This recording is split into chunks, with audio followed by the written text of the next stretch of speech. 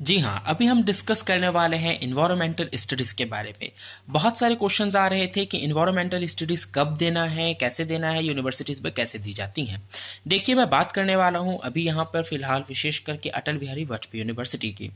Atal Bihari Vajpayee university और Ravishankar university और छत्तीसगढ़ की अधिकांश यूनिवर्सिटीज में, और शायद आप जिस यूनिवर्सिटी में पढ़ते हैं उसमें भी, अगर ऐसा रूल होगा या रूल हो ना हो, इन्वायरमेंटल स्टडी की जो सिलेबस बताने वाला हूँ अधिकांश यूनिवर्सिटी में सेम होता है। तो आप लोग कैसे स्ट्रेटेजी बनानी है इन्वायरमेंट की, इस पे पूरा वीडियो को देखिएगा। होता क्या है कि इन्वायरमेंटल स्टडीज हमारे अटल बिहारी वाजपेयी यूनिवर्सिटी में आपके 3 इयर्स होंगे कोर्सेज। अगर आप बीएससी बीटेक या कुछ कर रहे हैं तो फर्स्ट ईयर, सेकेंड ईयर और फाइनल ईयर, जिसे हम थर्ड ईयर भी कह सकते हैं। तो फाइनल ईयर ये प्रीवियस ईयर है या फर्स्ट ईयर है। इसमें क्या होगा कि आपको इन तीनों में से किसी भी एक साल में ईवीएस को एज अ सब्जेक्ट चुनना होता है। इन्वायरमेंटल स्टडीज को अपना सब्जेक्ट चुनना होता है। अधिकांश बच्चे इसे अपना फर्स्ट ईयर में ही टिक लगा देते हैं। अब इसे चुनना कब होता है? अब एक यूनिवर्सिटी कब जाए, कैसे जानेगा कि आप इस साल देने वाले हैं, इस साल देने वाले हैं या इस साल देने वाले हैं? तो जब हमारा एग्जाम फॉर्म भराता है तब हमें ऑनलाइन एग्जाम फॉर्म भरते हैं इस वक्त। तो उस पर हम सब्जेक्ट्स टिक करते हैं। कंप्यूटर साइंस वाला कंप्यूटर साइंस, इंफॉर्मेशन टेक्नोलॉजी वाला इंफॉर्मेशन टेक्नोलॉजी, बहुत सारे विषय दिए होते हैं जो अभी आपकी यूनिवर्सिटीज में पढ़ाए जाते हैं। तो उनमें से आपको सब्जेक्ट चुनना होता है। तभी आप, अगर आपको फर्स्ट ईयर में देना है तो आप फर्स्ट ईयर में ही ईवीएस को टिक कर देते हैं। अगर फर्स्ट ईयर में नहीं देना चाहते तो सेकेंड ईयर या फाइनल ईयर में करते हैं।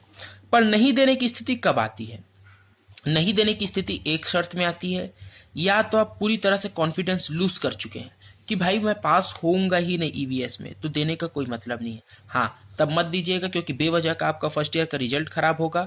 आपका रिजल्ट में फेल लिखाएगा, आपके रिजल्ट में फेल लिखाएगा, और ये फेल शब्द हमें बेवजह का हमारे रिपोर्ट कार्ड को खराब करेगा। तब आप ईवीएस को सेकेंड ईयर के लिए टाल सकते हैं, फाइनल ईयर के लिए टाल सकते हैं। पर यदि आप थोड़े से भी आत्मविश्वास रखते हैं और थोड़ी सी भी मेहनत कर सकते हैं, तो मेरी सलाह ये होगी कि आप लोगों को फर्स्ट ईयर में ही ईवीएस को क्लियर कर लेना चाहिए। क्योंकि जितना आप हवा बना के ईवीएस को रख रहे हैं ना, उतना कुछ नहीं है। जरूर कई बार कॉलेजेस में ईवीएस की क्लासेस कंटिन्यू नहीं होती हैं, ईवीएस के टीचर्स भी नहीं होते हैं कई कॉलेजेस में, तो हड़बड़ाना नहीं है। देखिए ईवीएस के सिलेबस में क्या है, एक बार देख लेते हैं, फिर हम तय करते हैं कि हमें फर्स्ट ईयर में देना है, सेकेंड ईयर में देना है या फाइनल में देना है।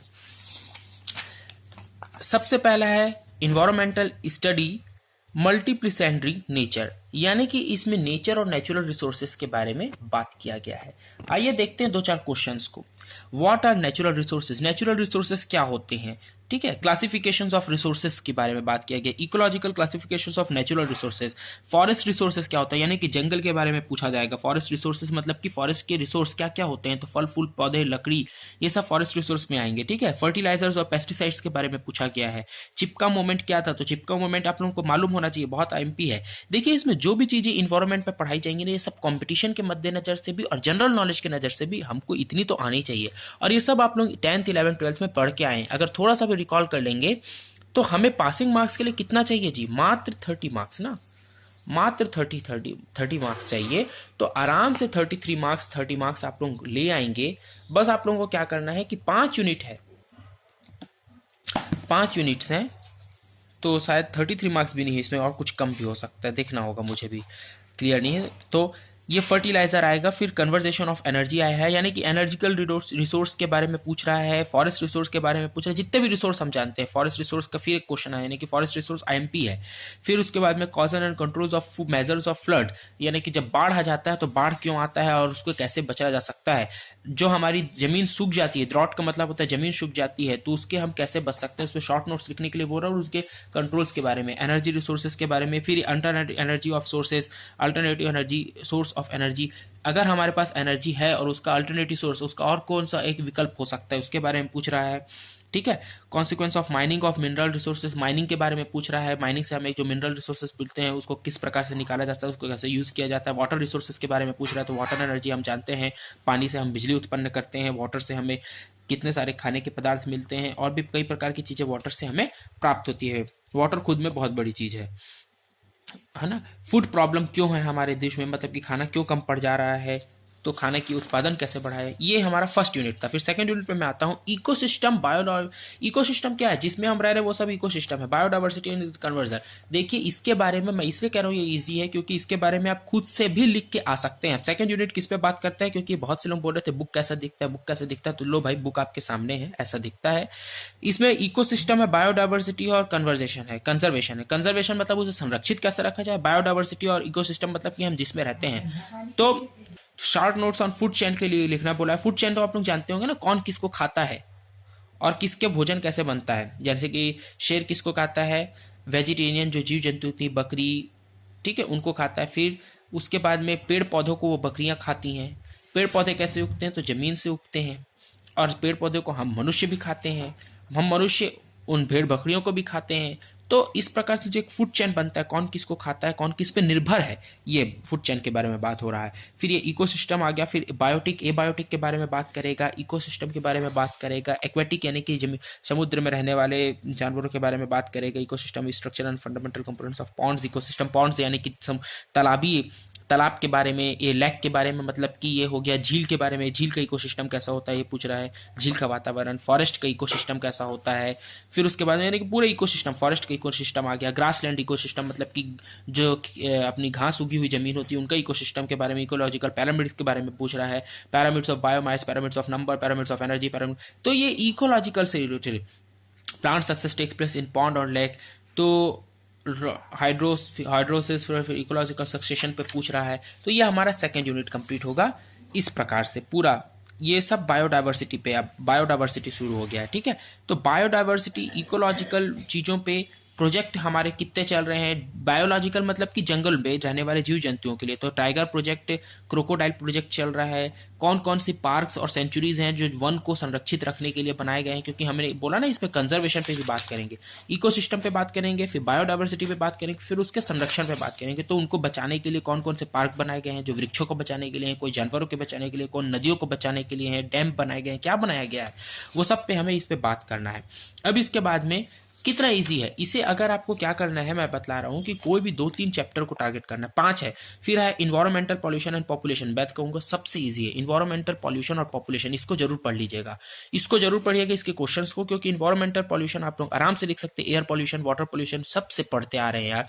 Air pollution, water pollution, land pollution, noise pollution, जितने भी पॉल्यूशन जानते हैं आप लोग लिख करके आ सकते हैं। फिर पॉपुलेशन क्या है, पॉपुलेशन दिन ब दिन बढ़ते जा रहा है, पॉपुलेशन से क्या तकलीफ होती है नहीं मालूम है, इसको बस विस्तृत लिखना है। कोई भी 2-3 आंसर को पकड़िएगा, 2-5 आंसर को पकड़िएगा, और 2-5 आंसर को पकड़ के डीपली स्टडी करिएगा। अलग अलग प्रकार के 5 आंसर को स्टडी कर लीजिए इस चैप्टर से, और कोई भी प्रश्न है उसमें थोड़ा घुमा फिरा करके, इतनी बुद्धि तो आप लोग में आ गई, ग्रेजुएशन के स्टूडेंट है, घुमा फिरा करके उसे लिख करके आ जाइए।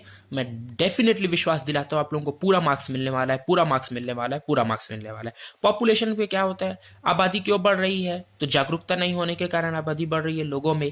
लोग सोचते नहीं है कि बच्चे को कैसे पालना है, पोषना है। लोग ये सोचते हैं, ये पुरानी मानसिकता है, लोग ये सोचते हैं कि ज्यादा बच्चे होगा, अगर लड़का पैदा होगा, ज्यादा बच्चे होंगे तो हमें दहेज भी ज्यादा मिलेगा, साथ में अगर वो बड़े होके कमाएंगे तो हमारा घर परिवार अच्छा रहेगा।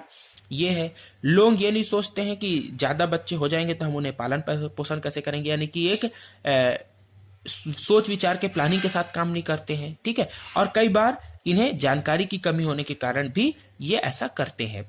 अब सबसे महत्वपूर्ण चीज कि पॉपुलेशन बढ़ रहा है तो उससे हमें प्रॉब्लम क्या है, तो प्रॉब्लम आप तो नहीं देख सकते जी, आबादी बढ़ती जा रही है तो रहने के लिए निवास कहाँ से मिलेगा, महंगाई बढ़ेगी क्योंकि खाने की खपत बढ़ रही है, तो खाने का खपत बढ़ रही है और आबादी बढ़ते जा रही है और जमीन तो उतनी है, तो महंगाई बढ़ेगी।